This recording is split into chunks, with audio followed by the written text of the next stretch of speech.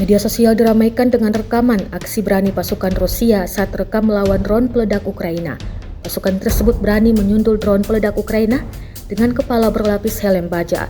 Rekamannya beredar di Telegram pada Kamis 15 Agustus 2024. Dalam keterangan unggahan disebutkan drone FPV Ukraina secara perlahan terbang ke arah pasukan Rusia dan melayang setinggi manusia sebelum menyerang. Petarung kita mengambil posisi seolah-olah itu adalah ring tinju. Drone tersebut menyerang dan pasukan tersebut menerjang ke depan dan memukul drone tersebut dengan kepalanya. Ledakan, asapnya hilang dan pahlawan kita dengan tenang pergi ke hutan, jelas narasi unggahan Rusia. Rekamannya kini telah menuai berbagai komentar dari warganet.